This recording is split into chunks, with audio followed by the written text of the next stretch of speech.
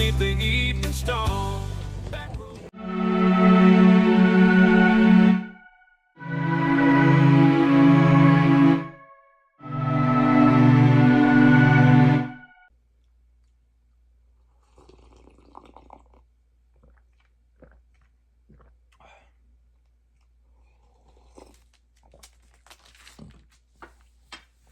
Well, good morning. Welcome back to the next installment of Morning Coffee and Daily Bread. Continuing on into the book of Job and the third chapter.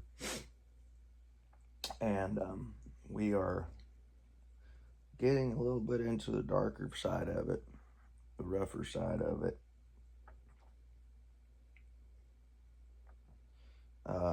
We're getting into the dialogues of Job with his counselors, which were Eliphaz, Bildad, and Zophar,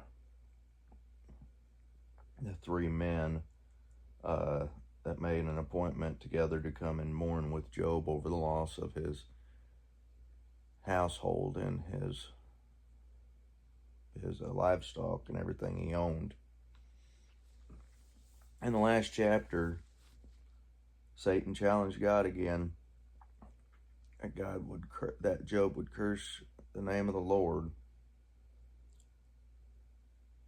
and he said, the Lord told Satan, "Behold, he's in your hand, but spare his life." So Satan covered Job with boils from the top of his head to the sole of his feet. And Job was in great physical pain and spiritual pain on top of it. One day he lost everything he owned and his household, his children. And then the next day he lost his health. And his wife said, "Curse God and die." Job had other things. But after they sat there it said, 7 days and 7 nights they sat there, and they did not speak a word to him, for they saw that Job's grief was great. Job began to lament after 7 days. Starting off verse 1 of chapter 3. After this, Job opened his mouth and cursed the day of his birth, and Job spoke and said, "May the day perish on which I was born, and the night in which it was said, a male child is conceived.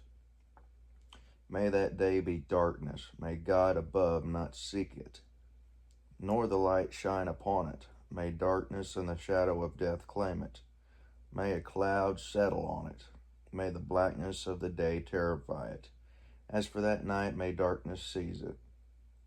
May it not rejoice among the days of the year. May it not come into the number of the months.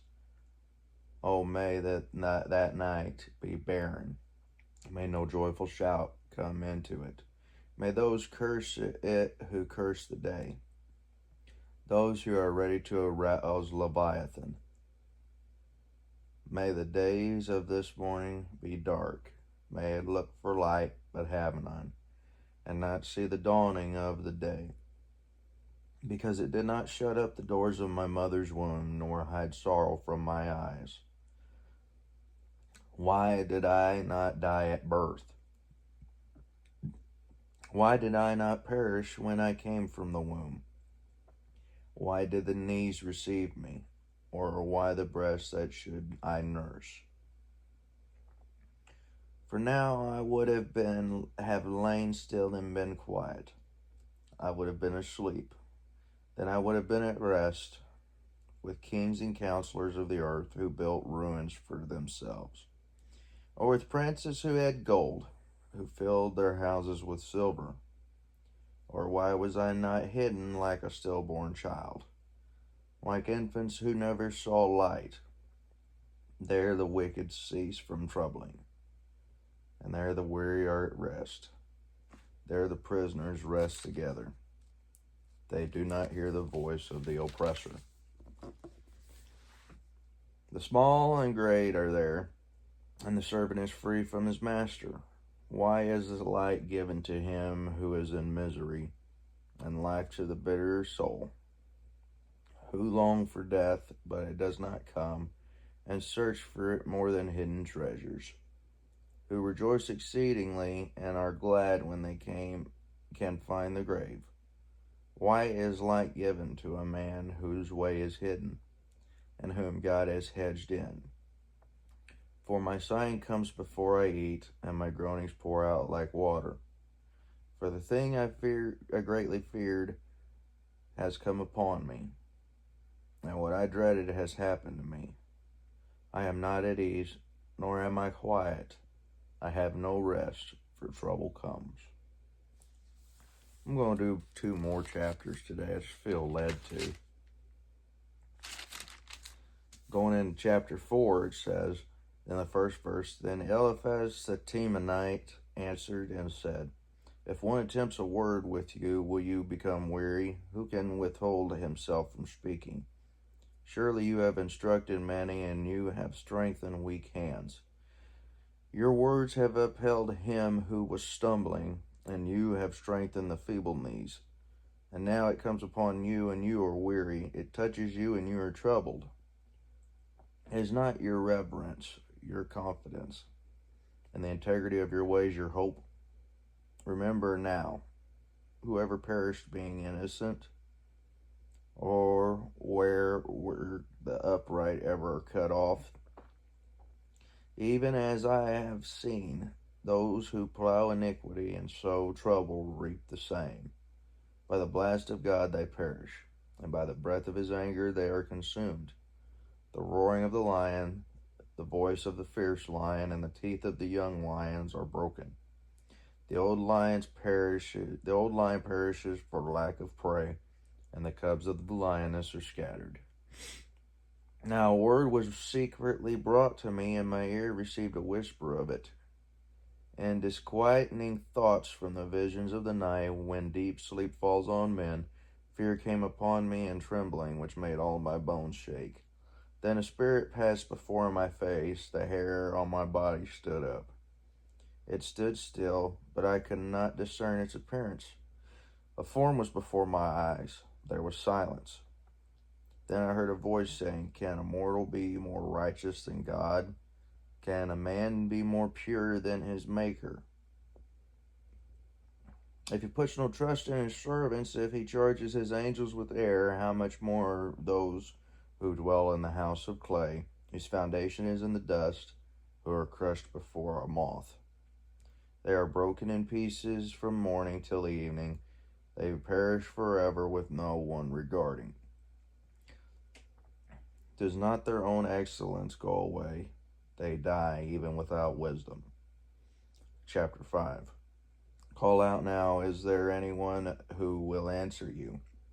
And to which of the holy ones will you turn? For wrath kills a foolish man, and envy slays a simple one. I have seen the foolish taking root, but suddenly I cursed his dwelling place. His sons are far from safety. They are crushed in the gate, and there is no deliverer, because the hungry eat up his harvest, taking it even from the thorns, and a snare snatches their substance. For affliction does not come from the dust, nor does trouble spring from the ground. Yet man is born to trouble, as the sparks fly upward. But as for me, I would seek God, and to God I would commit my cause. Who does great things and unsearchable and marvelous things without number. He gives rain on the earth and sends waters on the fields. He sets on high those who are lowly, and those who mourn are lifted to safety. He frustrates the devices of the crafty so that their hands cannot carry out their plans. He catches the wise in their own craftiness, and the counsel of the cunning comes quickly upon them. They meet with darkness in the daytime and grope at noontime as in the night. But he saves the needy from the sword, from the mouth of the mighty, and from their hand. So the poor have hope, and injustice shuts her mouth. Behold, happy is the man whom God corrects, Therefore, do not despise the chastening of the Almighty, for he bruises, but he binds up. He wounds, but his hands make whole. He shall deliver you in 6 troubles. Yes, in 7 no evil shall touch you. In famine he shall redeem you from death, and in war from the power of the sword. You shall be hidden from the scourge of the tongue, and you shall not be afraid of destruction when it comes. You shall laugh at destruction and famine, and you shall not be afraid of the beasts of the earth. For you shall have a covenant with the stones of the field, and the beasts of the field shall be at peace with you. You shall know that your tent is in peace. You shall visit your dwelling and find nothing amiss. You shall also know that your descendants shall be many, and your offspring like the grass of the earth. You shall come to the grave at a full age, as a sheaf of grain ripens in its season. Behold, this we have searched out. It is true. Hear it and know for yourself. End of chapter 5. So we're going to go back and read this again here. And this was Eliphaz, having it out with Job. Job is very, very grief-stricken. So he is going and he's calling out and he's basically saying, I wish I'd never been born. He's not cursing God, but he's cursing the day that he was born. I, as a human, have done that several times. Whenever I was stricken with a very intense grief, and whenever because depression affects us all, and you get morose, you wish you'd never been born. But he's wishing, he had been stillborn, born dead. That his mother delivered him and he'd have been quiet, that he'd never seen light. He says, why did I not perish when I came from the womb? Why did the knees receive me, or why the breast that I should nurse? For now I would have lain still and been quiet, and I would have been asleep. Then I would have been at rest. This man is an incredibly grief-stricken man. And, his health is declining. He's lost his household, all 10 of his children, thousands upon thousands of livestock. He was pretty well off for his time. He was the most blessed man, fruitful man in the East, in the land of Uz. And then these 3 men came and they sat with him for 7 days, and they sat in silence because they saw he was in such grief. And Eliphaz, he charged Job with cursing the day he was born. And he said, the innocent do not suffer. Eliphaz, I'll go back here and read. His name translates to whom God is strength. He is bolstering up and bracing up Job in his time of grief because he's that good of a friend. He goes and he charges Job with cursing the day he was born. He's reminding Job that, you're innocent of this, but this is no doing of God. You've done nothing wrong. Basically, he's saying this is a test of your faith, and you'll come out stronger at the other side of this thing. If one attempts a word with you, will you become weary? Basically, he's saying, can we talk? But who can withhold himself from speaking? Eliphaz, I can already tell just by judgment of his character, that he could not keep his mouth shut. He had to call Job on this. It says right here, verse 1, Eliphaz, of chapter 4, Eliphaz emphasizes the facts of human experience, referring particularly to a mysterious spiritual vision that had come to him in the night. Chapter 4, verses 7 through 8 state the chief theme that all 3 of Job's counselors elaborate, namely the innocent do not suffer. They insist that because suffering comes from sin, Job, who was suffering so acutely, must be a great sinner. Although these counselors speak eloquently and at times truly, they do not really understand Job's problem. Compare to Luke 13, 1 through 5. And it says, chapter 4, verse 12, it says, "Now a word was secretly brought to me, and my ear received a whisper of it," literally by stealth.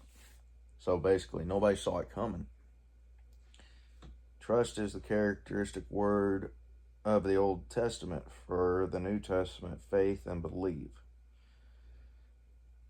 It occurs 154 times in the Old Testament and is the rendering of Hebrew words signifying to take refuge, to lean on, and to roll on, referring to chapter 4, verse 18. He who puts no trust in his servants, if he charges his angels with error.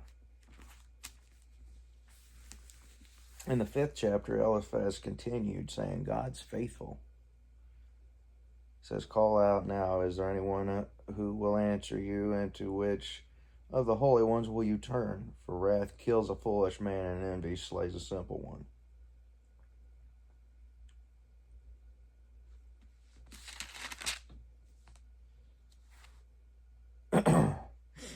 So, surround yourself with good people, because Eliphaz was holding Job accountable. But because him and the other two gentlemen were not privy to the situation that was going on, they kind of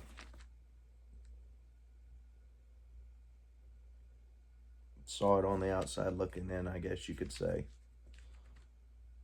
They insisted because suffering comes from sin, Job, who was suffering so acutely, must be a great sinner. They weren't in on the situation. They weren't in on the conversation between God and Satan. When God turned Job over to Satan because Satan challenged him, and because Job at the time, I believe, was one of God's favorite servants on earth, because he was upright, steadfast, and shunned all evil. So, we shall continue. We've already covered the 3rd, 4th, and 5th chapter. Tomorrow, we shall go over chapters 6 and 7. Got a long way to go. See you guys tomorrow.